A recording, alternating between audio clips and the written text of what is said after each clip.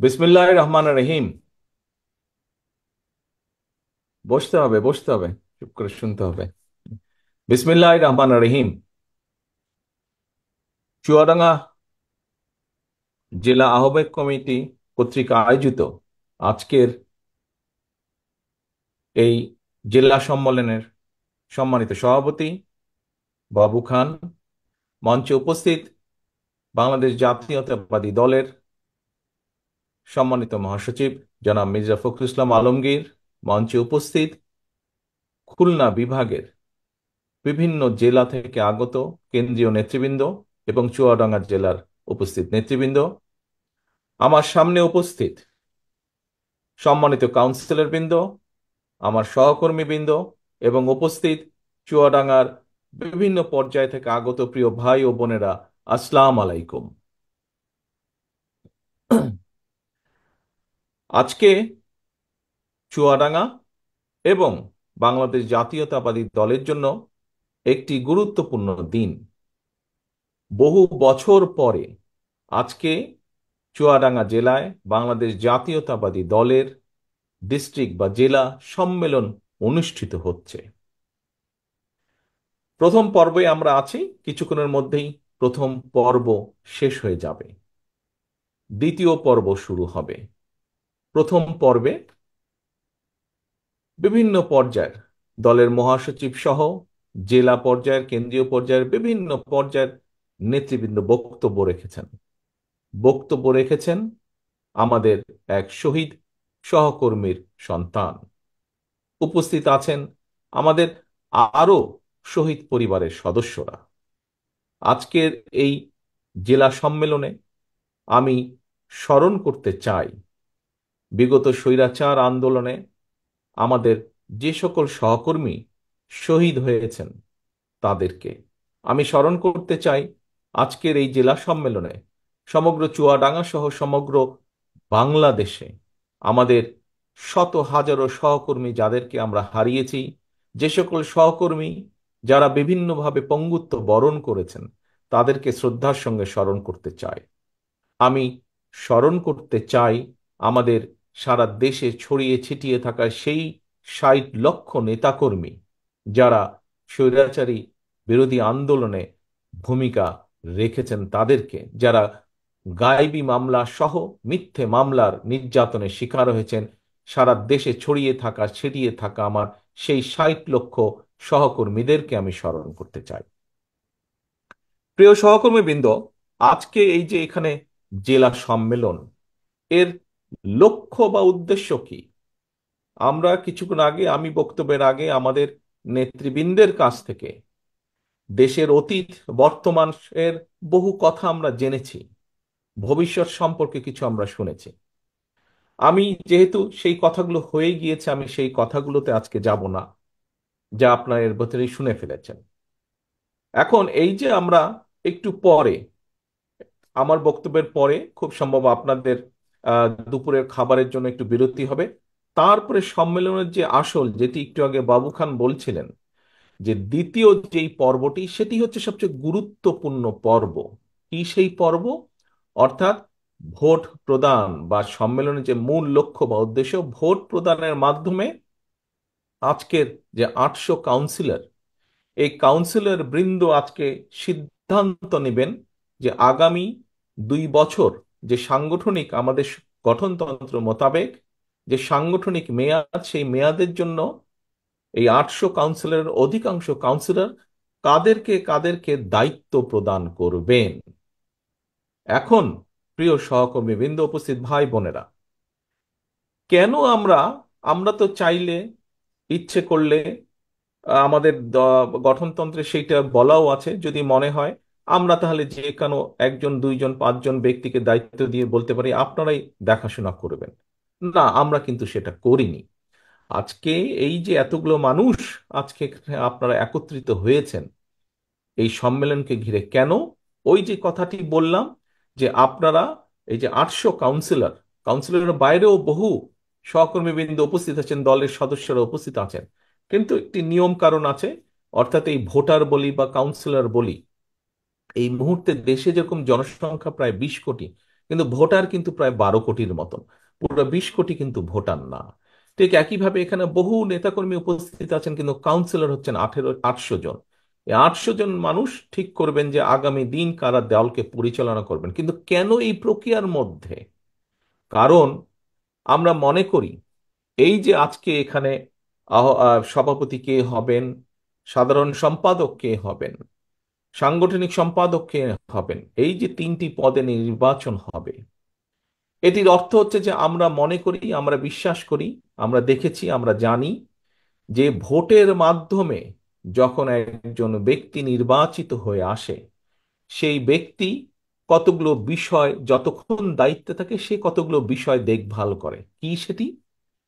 যেহেতু সে দলের একটি নেতৃত্বে দায়িত্ব পাচ্ছে, সে দেখভাল করে দলের স্বার্থ, সে দেখভাল করে দলের নেতাকর্মীদের সুবিধা অসুবিধাগুলো, কষ্ট দেখভাল করে, সে দেখভাল করে ঠিকভাবে সাংগঠনিক কার্যক্রমগুলো পালন করা হচ্ছে কিনা, সে দেখভাল করে যে দলের স্বার্থ রক্ষা হচ্ছে কিনা, অর্থাৎ দল যেই নীতি বা আদর্শে বিশ্বাস করে সেই কাজগুলো ঠিকভাবে হচ্ছে কিনা। এই ধরনের বিষয়গুলো একজন ব্যক্তি যখন নির্বাচিত হয়ে আসে তখন সে তার দায়িত্ববোধ থেকে এই কাজগুলো করে। এবং যারা কাউন্সিলর বা যারা ভোটার বা যারা সাধারণ নেতাকর্মী, যারা দলের সমর্থক, তারা দৃঢ়ভাবে বিশ্বাস করে যে এইভাবে এই প্রক্রিয়ার মাধ্যমে যদি আমরা নেতা নির্বাচন করতে পারি, সেই নেতা দলের স্বার্থ তারা বিবেচনা করবে। এবং শুধু এটাই নয়, প্রিয় সহকর্মী বৃন্দ, প্রিয় কাউন্সিলর বৃন্দ, এখানে আরেকটি গুরুত্বপূর্ণ বিষয় আছে। অর্থাৎ যখন কোনো ব্যক্তি, যখন কোনো সংগঠন এই প্রক্রিয়ার মাধ্যমে, এই যে সম্মেলন হলো, আজকে প্রথম পর্ব হলো, দ্বিতীয় পর্ব ভোটাভুটি হবে, এই প্রক্রিয়ার মাধ্যমে যখন আমরা নেতা নির্বাচিত করব আমাদের, এর ফলে কি হবে? এর ফলে আমাদের যে সাংগঠনিক ভিত্তি, এই ভিত্তিটি মজবুত হবে। অর্থাৎ আমরা এই প্রক্রিয়া ফলো করার মাধ্যমে, এই প্রক্রিয়া অনুসরণ করার মাধ্যমে আমরা একদিকে যেরকম ধীরে ধীরে ধীরে সঠিক নেতৃত্ব গড়ে তুলতে সক্ষম হব, এই প্রক্রিয়া অনুসরণ করার মাধ্যমে আমরা যেরকম একদিকে ধীরে ধীরে পর্যায়ক্রমিকভাবে একজনের পরে আরেক নেতা, আজ এই নেতা দায়িত্বে, পরবর্তীতে কে আসবে সেটির একটি প্রক্রিয়া তৈরি হবে, অর্থাৎ নেতৃত্বের শূন্যতা হবে না। এই বিষয়গুলো যেমন একদিকে সঠিকভাবে সুন্দরভাবে গড়ে উঠবে, একটি প্রসেস, একটি প্রক্রিয়া গড়ে উঠবে, ঠিক একইভাবে এই প্রক্রিয়া অনুসরণ করার মাধ্যমে দলের ভিত্তি সাধারণ মানুষের মধ্যে ভিত্তিটা দৃঢ় হবে। দলের সাংগঠনিক ভিত্তি বলুন, রাজনৈতিক ভিত্তি বলুন, দৃঢ় হবে। কারণ মানুষজন তখন যাবে, নেতারা যারা দায়িত্বে থাকবে তারা দেখে দেখে দেখে সত্যিকার কর্মী তারা তৈরি করবে দলের জন্য, যারা দলের নীতি আদর্শকে সাধারণ মানুষের কাছে নিয়ে যাবে। এই ধরনের কর্মী তৈরি করবে, হাইব্রিড কর্মী তারা তৈরি করবে না, প্রকৃত কর্মী যারা দলের দুঃসময়, আপনারা জীবন বিগত স্বৈরাচার সময়, আন্দোলনের সময় শত অত্যাচার নির্যাতনের মুখেও দলকে ধরে রেখেছিলেন, দলের ঐক্যকে ধরে রেখেছিলেন, দলের ব্যানারকে ধরে রেখেছিলেন আপনারা। এই ধরনের কর্মী শত অত্যাচার নির্যাতনের মুখেও এই ধরনের কর্মী তৈরি করবে। ওই যে আমরা যেটা বললাম একটু আগে, যেটা বললাম আমি, যে নির্বাচন প্রক্রিয়ার মাধ্যমে যে নেতা চলে আসবে, সে চেষ্টা করবে প্রকৃত কর্মী তৈরি করার জন্য। প্রিয় সহকর্মী বৃন্দ, একটু আগে আমাদের দলের মহাসচিব সাহেব, উনি ওনার বক্তব্য বলেছেন, দেশের সামগ্রিক প্রেক্ষাপটে নির্বাচনের বিষয়ে বলেছেন। বর্তমান যে যে ইন্টারিম গভর্নমেন্ট, অন্তর্বর্তীকালীন সরকার, এই সরকার সম্পর্কে উনি সংক্ষিপ্ত ভাবে তুলে ধরেছেন। প্রিয় সহকর্মী বৃন্দ, প্রিয় কাউন্সিলর বৃন্দ, প্রিয় উপস্থিত ভাই ও বোনেরা, আজকে আজকে বাংলাদেশ স্বৈরাচার মুক্ত হয়েছে। স্বৈরাচার মুক্ত হওয়ার পরে একটি অন্তর্বর্তীকালীন সরকার বর্তমানে দেশ পরিচালনা করছে। আমরা বিএনপি সহ সকল রাজনৈতিক দল যারা স্বৈরাচার বিরোধী আন্দোলনে ভূমিকা রেখেছিলাম, যারা স্বৈরাচারী ভূমিকা আন্দোলনে এগিয়ে এসেছিল, এগিয়ে নিয়ে গেছিল আন্দোলনকে, সেই সকল রাজনৈতিক দল মিলে বাংলাদেশের মানুষের সমর্থন নিয়ে এই কালীন সরকারকে আমরা সমর্থন দিচ্ছি। কেন? কারণ যেই অধিকার আদায়ের দাবিতে বাংলাদেশের মানুষ গত এক যুগেরও বেশি সময় ধরে বিএনপি সহ বিভিন্ন রাজনৈতিক দলের নেতৃত্বে আন্দোলনকারী, গণতন্ত্রী বিশ্বাসী বিভিন্ন রাজনৈতিক দলের নেতৃত্বে আন্দোলন পরিচালনা করছিল মানুষের অধিকার প্রতিষ্ঠার জন্য, রাজনৈতিক অধিকার প্রতিষ্ঠার জন্য, কথা বলার অধিকার প্রতিষ্ঠার জন্য, মানুষের মুক্তি, অর্থনৈতিক মুক্তি অর্জনের অধিকার প্রতিষ্ঠা করার জন্য। সেই লক্ষ্যকে বাস্তবায়নের লক্ষ্যে নির্বাচন প্রয়োজন। দেশের মানুষের ক্ষমতা দেশের মানুষের হাতে ফিরিয়ে দেওয়ার লক্ষ্যেই নির্বাচন প্রয়োজন, এবং এজন্যই অন্তর্বর্তীকালীন সরকারের মূল দায়িত্ব। হ্যাঁ, এখন এসেছে সংস্কারের বিষয়।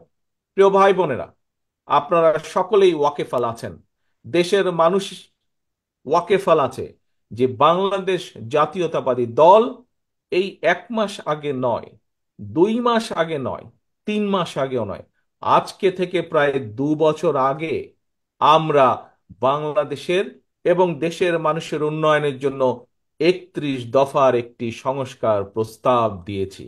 আজকে অনেক ব্যক্তি বা সংগঠন সংস্কারের কথা বলছে। আজকের অন্তর্বর্তীকালীনও সরকার যে তারাও সংস্কারের কথা বলছে, কিন্তু এই সংস্কারের প্রস্তাব বিএনপি দেশের মানুষের সামনে প্রথম হাজির করেছে। কারণ বিএনপি দেশ এবং দেশের মানুষের জন্য চিন্তা করে বলেই আজ নয়, 3 মাস আগেও নয়, 6 মাস আগেও নয়, আজ থেকে 2 বছর আগে বিএনপি সংস্কার প্রস্তাব দিয়েছে। কিন্তু প্রিয় সহকর্মীবৃন্দ, এই সংস্কার প্রস্তাব এটি যে কোনো সাধারণ মানুষ বোঝে। সংস্কার প্রস্তাবের কাজ বা সংস্কারের কাজ অবশ্যই অন্তর্বর্তীকালীন সংস্কার, কিছু কিছু সংস্কারের কাজ এই সরকার শুরু অবশ্যই করতে পারে, আমরা চাইও যে তারা শুরু করুক। কিন্তু সংস্কার একটি চলমান প্রক্রিয়া। সংস্কার একটি চলমান প্রক্রিয়া। একজন শুরু করবে, বাকিরা তাকে, সেই সংস্কারকে তারা চলমান রেখে সামনে নিয়ে যাবে। কারণ দেশের মানুষের চাহিদার সাথে সামঞ্জস্য রেখে পর্যায়ক্রমিকভাবে সংস্কার পরিবর্তিত হবে সময়ে সময়ে।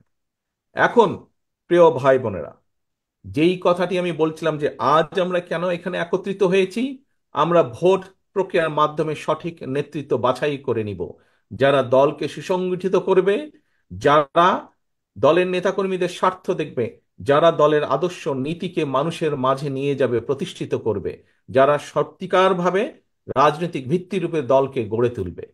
ঠিক একইভাবে আজ যখন দেশে, আজ যদি দেশে একটি সত্যিকার নিরপেক্ষ নির্বাচন অনুষ্ঠিত করতে পারে এই অন্তর্বর্তীকালীন সরকার, তাহলে প্রকৃত নির্বাচনের মাধ্যমে যেই ব্যক্তিগুলো নির্বাচিত হয়ে সেই সংসদে গিয়ে বসবে, সেই ব্যক্তিগুলো তখন এই দেশের মানুষের সত্যিকার যেই প্রয়োজন, এই দেশের মানুষের সত্যিকার যেই চাওয়া, সেইগুলো নিয়ে তারা সংসদে আলোচনা করবে, এই এবং তার ভিত্তিতে তারা বাস্তবতার নিরিখে পদক্ষেপ গ্রহণ করবে। আজকে নির্বাচন হলে দেশে, কেন আমরা নির্বাচন চাইছি, বারে বারে বিএনপি সহ বিভিন্ন রাজনৈতিক দল কেন নির্বাচনের কথা বলছে, কারণ এই জন্যই নির্বাচনের কথা বলছে। আমরা বিশ্বাস করি, আমরা মনে করি যে এই যে আজকের যে ইন্টারিম গভর্নমেন্ট, অন্তর্বর্তীকালীন সরকার, এই সরকার আমরা বিশ্বাস করতে চাই যে তারা একটি নিরপেক্ষ নির্বাচন দিতে সক্ষম হবে, এবং একটি নিরপেক্ষ নির্বাচন তারা দিতে সক্ষম হলেই একমাত্র সেই প্রকৃত ব্যক্তিগুলো নির্বাচিত হয়ে আসতে পারবে যারা সত্যিকারভাবে জনগণের কথা বলবে, যারা সত্যিকারভাবে জনগণের স্বার্থ নিয়ে চিন্তা করবে। তাহলেই একমাত্র সংসদে বসে আলোচনা হতে পারে কিভাবে আমাদের দেশের ভবিষ্যৎ প্রজন্ম, বর্তমানে যে সন্তানরা, তাদের শিক্ষা ব্যবস্থাকে সুন্দরভাবে ঢেলে আমরা সাজাতে পারবো, যাতে করে তারা ভবিষ্যতে শুধু পুঁথিগত বিদ্যা না, তারা যে আমাদের মূল্যবোধ, সামাজিক মূল্যবোধ, সেই মূল্যবোধের আলোকেও শিক্ষিত হয়ে তারা দেশ গঠনের কাজে নিজেদেরকে নিযুক্ত করতে পারে। আজকে যদি নির্বাচনের, একটি নিরপেক্ষ নির্বাচনের মাধ্যমে প্রকৃতভাবে জনপ্রতিনিধি নির্বাচিত হয়ে আসে, তাহলে সেই জনপ্রতিনিধিরা সংসদে বসে আলোচনা করে সিদ্ধান্ত নিতে পারবে কিভাবে দেশের মানুষের স্বাস্থ্য সুবিধা বৃদ্ধি করা যায়, কিভাবে হাসপাতালগুলোতে, বিভিন্ন চিকিৎসালয়গুলোতে মানুষের স্বাস্থ্য সুবিধা নিশ্চিত করা যায়, কিভাবে তাদেরকে বেশি স্বাস্থ্য সেবা দেওয়া যায়। আজকে যদি সংসদে প্রকৃত জনপ্রতিনিধিরা নির্বাচিত হয়ে আসতে পারে একটি নিরপেক্ষ নির্বাচনের মাধ্যমে, তাহলে তারা বসে আলোচনা করে সিদ্ধান্ত নিতে পারবে কিভাবে বাংলাদেশের কৃষকদেরকে তাদের সমস্যাগুলো ধীরে ধীরে পর্যায়ক্রমিকভাবে কমিয়ে নিয়ে এসে কৃষকদের সুবিধা বৃদ্ধি করা যায়, কৃষকদের সমস্যার সমাধান করা যায়। এইভাবে প্রত্যেকটি সেক্টরের সমস্যা কিভাবে পর্যায়ক্রমিকভাবে সমাধান করা যায়, এবং আমরা যে 31 দফা দিয়েছি সংস্কার প্রস্তাব দেশের উন্নয়নে, দেশের মানুষের ভাগ্যের পরিবর্তনের জন্য, শুধু আমরাই নয়, বিভিন্ন দল দিয়েছে, বিভিন্ন সুশীল সমাজ সহ বিভিন্ন ব্যক্তিবর্গ যেই পরিবর্তনগুলোর কথা বলছে, এমনকি অন্তর্বর্তীকালীন সরকারের প্রধান সহ উপদেষ্টা যে সকল সংস্কারের কথা বলছেন, সকল সংস্কারের বাস্তবায়ন একমাত্র সম্ভব, সূচনাও একমাত্র সম্ভব, বাস্তবায়ন করাও একমাত্র সম্ভব শুধুমাত্র একটি প্রকৃত নির্বাচনের মাধ্যমে। যদি প্রকৃত জনপ্রতিনিধিরা নির্বাচিত হয়, তাহলেই একমাত্র সম্ভব। সেজন্যই আমরা বলছি, রাজনৈতিক দলগুলো বলছে কেন দেশে নির্বাচন প্রয়োজন। দেশের নির্বাচন যত দেরি হবে, প্রিয় সহকর্মীবৃন্দ, প্রিয় ভাই বোনেরা, এটি হচ্ছে বাস্তবতা, তত ষড়যন্ত্র বৃদ্ধি পাবে। যেই স্বৈরাচারকে জনগণের অভ্যুত্থানের মাধ্যমে হটিয়ে দেওয়া হয়েছে, যেই স্বৈরাচারের বিরুদ্ধে দেশের লক্ষ কোটি মানুষ বিগত 1 যুগেরও বেশি সময় ধরে আন্দোলন করেছে, সেই স্বৈরাচার কিন্তু বসে নেই। সেই স্বৈরাচার কিন্তু তাদের ষড়যন্ত্রে, তাদের দেশি বিদেশি প্রভুদের সাথে মিলে বসে ষড়যন্ত্র করেই যাচ্ছে। শুধু তাই নয়, নির্বাচন যত দেরি হবে, এই দেশের মানুষের স্বাস্থ্য সুবিধা, এই দেশের ছাত্রছাত্রীদের শিক্ষা ব্যবস্থা, এই দেশের কৃষকদের সমস্যা, এই দেশের ব্যবসায়ীদের বিভিন্ন সমস্যা, এই দেশের বিচার ব্যবস্থার সমস্যা, এই দেশের প্রশাসনের সমস্যা, যতগুলো সমস্যা স্বৈরাচারের সময় শুরু হয়েছিল, স্বৈরাচার করে গিয়েছে, এই সমস্যার গিট্টু আরো বৃদ্ধি পাবে। একমাত্র একটি নির্বাচনের মাধ্যমে সম্ভব ধীরে ধীরে পর্যায়ক্রমিকভাবে দেশের সমস্যাগুলোর সমাধান করা।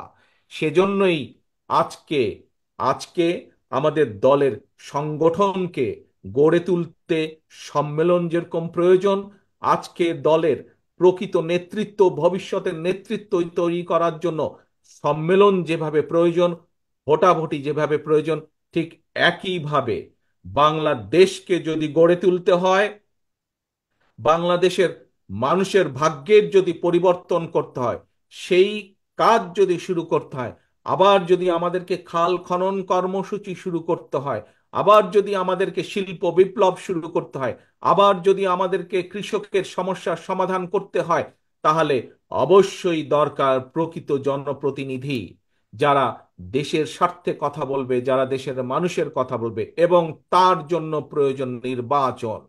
এই কথাটা পরিষ্কারভাবে এই কথাটা পরিষ্কারভাবে আজকে আমাদেরকে তুলে ধরতে হবে অন্তর্বর্তীকালীন সরকারের কাছে, তুলে ধরতে হবে বাংলাদেশের মানুষের কাছে। কারণ এটিই হচ্ছে পৃথিবীতে যে সকল গণতান্ত্রিক দেশ আছে, পৃথিবীতে যে সকল উন্নত দেশ আছে, তারা এই গণতন্ত্র চর্চার মাধ্যমেই ধীরে ধীরে তাদের দেশের অনেক সমস্যার সমাধান তারা করেছে। কাজেই প্রিয় ভাই বোনেরা, দলকে সুসংগঠিত করতে হলে, দলে প্রকৃত নেতৃত্ব তৈরি করতে হলে সম্মেলনের যেমন কোনো বিকল্প নেই, ঠিক একইভাবে দেশকে যদি নিরাপদ করতে হয় ষড়যন্ত্রের হাত থেকে, দেশের মানুষের রাজনৈতিক অধিকার যদি প্রতিষ্ঠিত করতে হয়, দেশের মানুষের অর্থনৈতিক অধিকার যদি প্রতিষ্ঠিত করতে হয়, তাহলে বাংলাদেশে সাধারণ নির্বাচনের বাইরে আর কোনো বিকল্প নেই, নেই, নেই।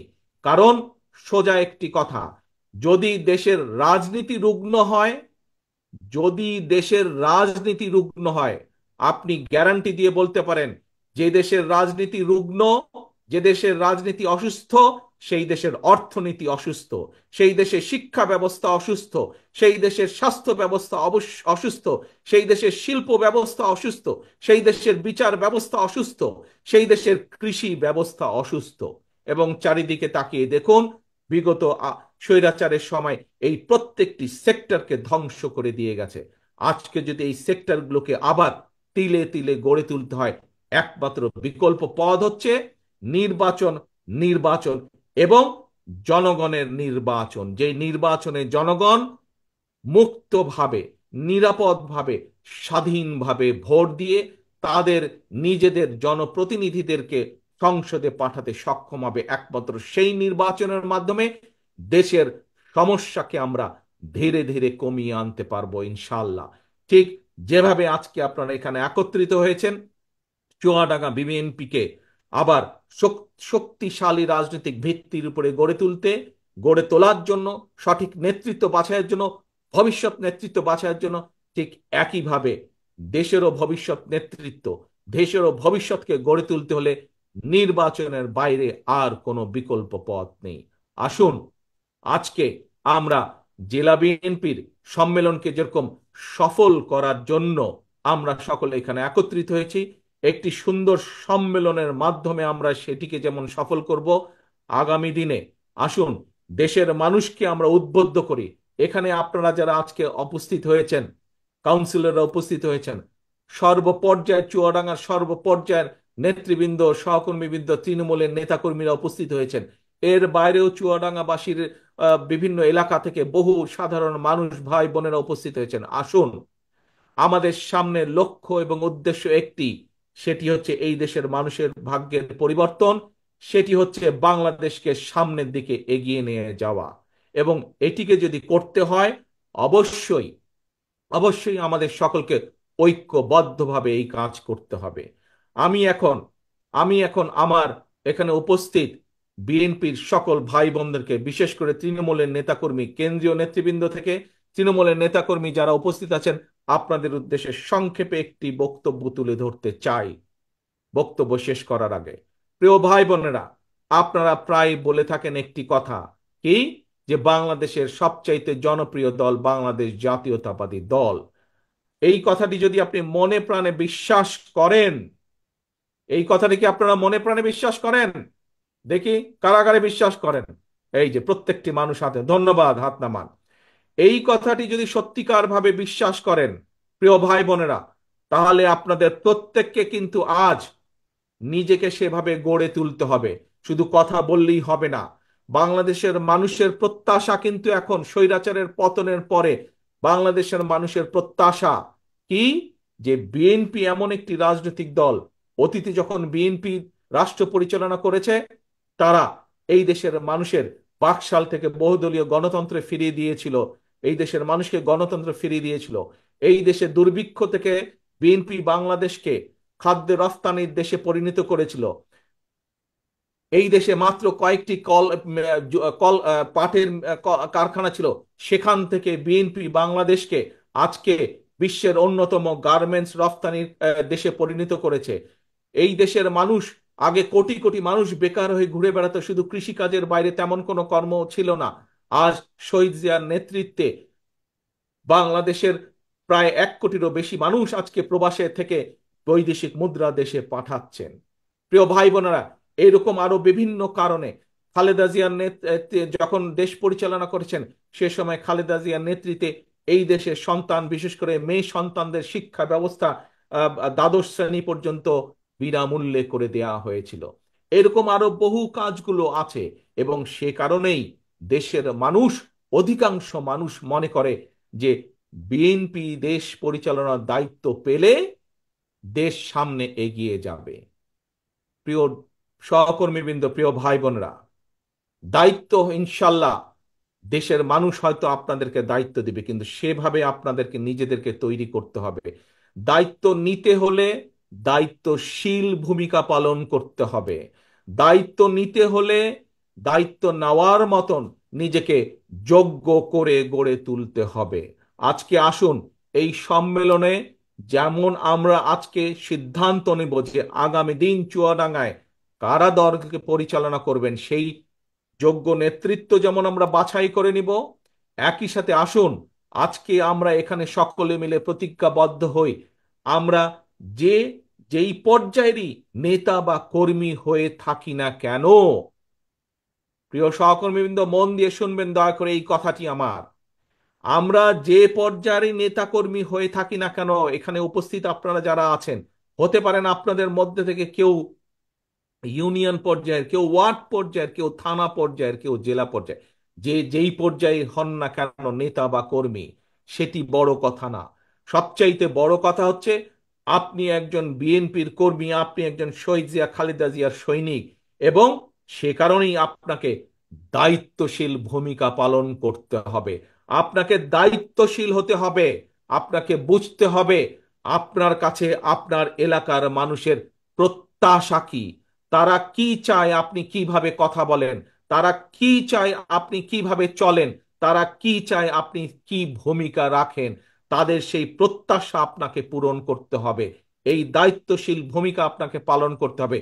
যদি এই দায়িত্বশীলতার ভূমিকা একজন নয় আপনারা সকলে পালন করতে সক্ষম হন, তাহলেই একমাত্র বাংলাদেশের মানুষ আপনাদের হাতে দায়িত্ব দিবে। আদারওয়াইজ আপনাদের হাতে কিন্তু দায়িত্ব দিবার জন্য তারা দুইবার চিন্তা করবে।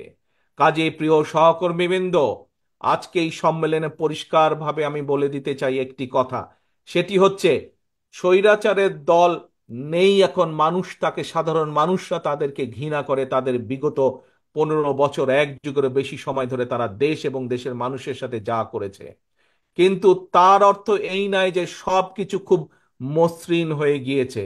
সামনের পথ কিন্তু অনেক সংকটাপূর্ণ পথ। যেই নির্বাচনের কথা আপনাদের সামনে আমি তুলে ধরেছি, যেই নির্বাচনের কথা দলের মহাসচিব সাহেব এখানে উল্লেখ করেছেন, সেই নির্বাচনকে যদি পাড়ি দিতে হয়, অনেক সংকটপূর্ণ একটি পথ, অনেক পিচ্ছিল পথ আপনাদেরকে পাড়ি দিবে। সহকর্মীবৃন্দ, আজকের এই সম্মেলন যেরকম ডিসিপ্লিন ভাবে, খুব শৃঙ্খলাবদ্ধ ভাবে আপনারা এই সম্মেলনের প্রথম পর্ব শেষ করলেন, আমি দৃঢ়ভাবে বিশ্বাস করি ইনশাল্লাহ গুরুত্বপূর্ণ যেই পদ দ্বিতীয় পর্ব, সেটিও আপনারা এই শৃঙ্খলার মতন করে, এইটাতে যেভাবে শৃঙ্খলাভাবে করছেন সেটিও সক্ষম হবেন।